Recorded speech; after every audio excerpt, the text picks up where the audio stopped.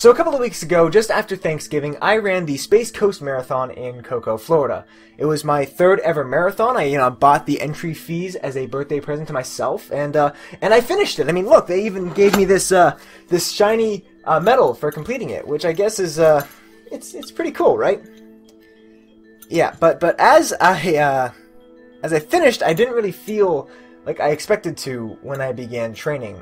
And when I started trying to think about and process these emotions, I was reminded of this really interesting psychology about expectations and satisfaction, and this really interesting phenomenon dealing with the amount of happiness felt by gold, silver, and bronze medalists at the Olympics.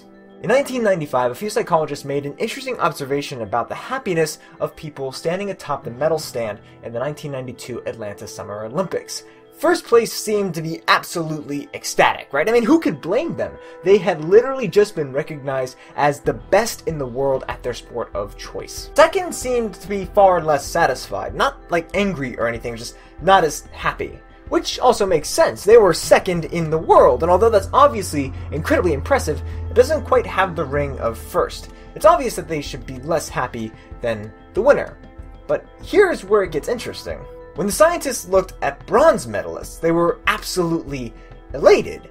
They were often sporting grins that gave first place a run for their money, which is, kind of fitting because oftentimes they had literally just given first place a run for their money.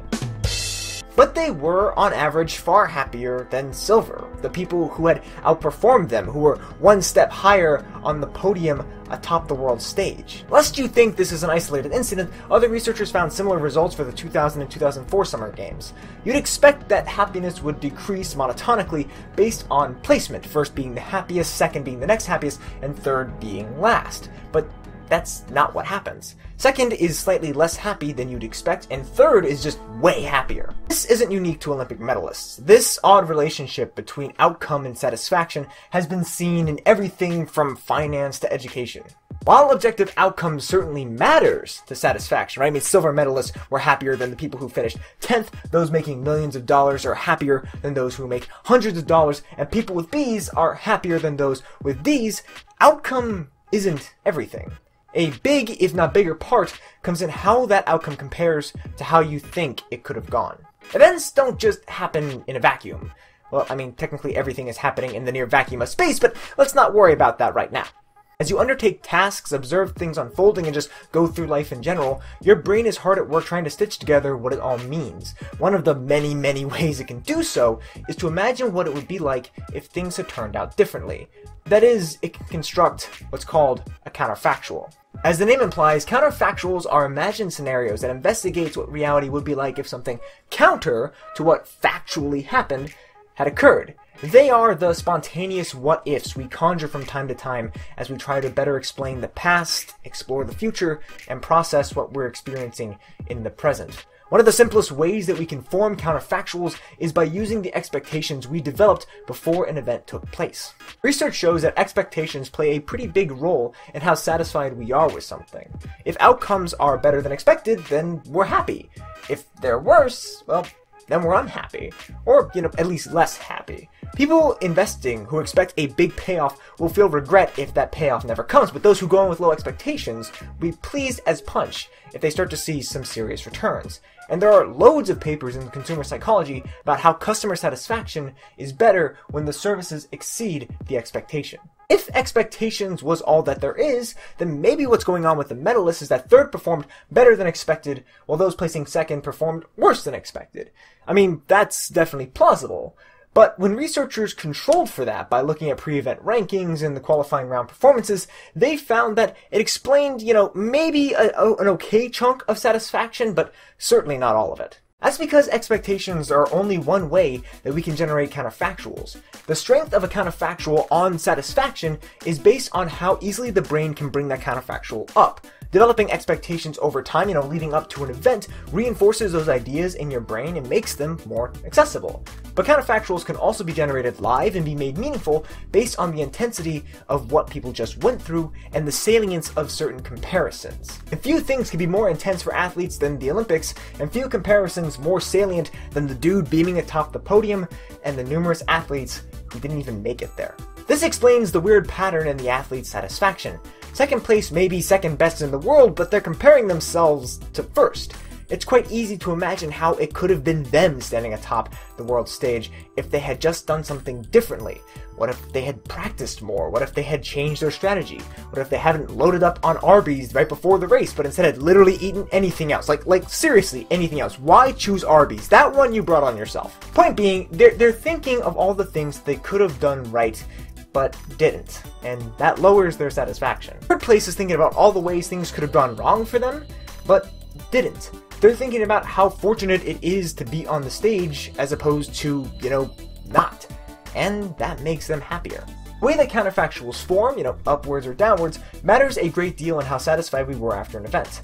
And the standards that the brain uses to compare against what happened can be heightened or lowered based upon how said experience is framed. Negatively framed events tend to make people set the bar lower, thus making it easier for them to feel satisfied. This is why many people who have gone through natural disasters tend to be surprisingly happy in the immediate aftermath.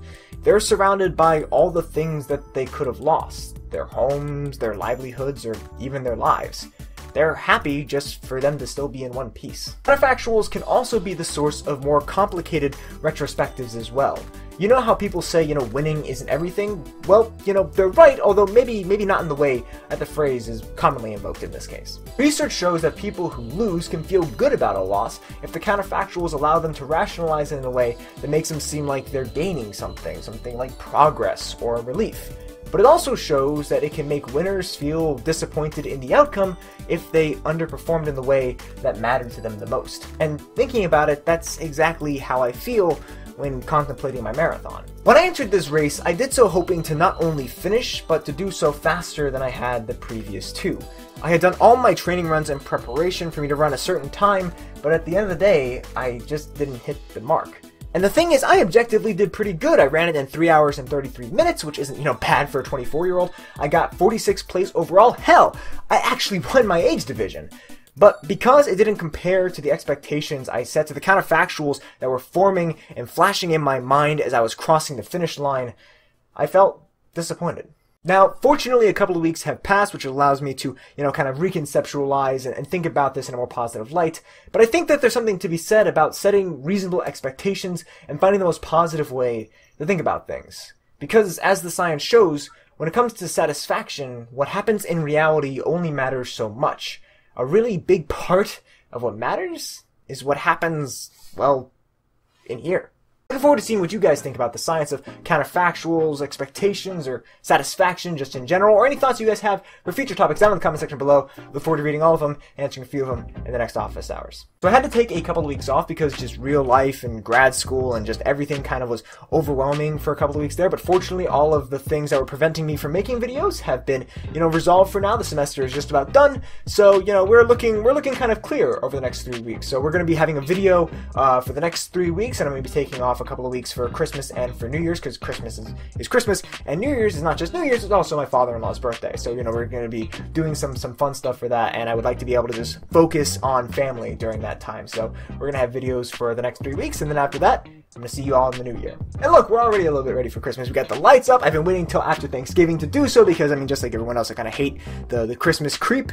That kind of starts to happen sometimes now, even like in October or something. But hey, now we're festive. Anyways, links for everything as always will be down in the doobie-doo, as well as links to Facebook, Twitter, and the blog. Look forward to seeing you guys out there as well. If you enjoyed this video, hope you consider giving it a thumbs up. If you want to support the channel, you can do so by commenting down below, by sharing this video, and by subscribing to the channel to stay in the loop for more awesome social science content is uploaded. If you want to be guaranteed to be in the loop when I upload a new video, be sure to click the bell icon as well.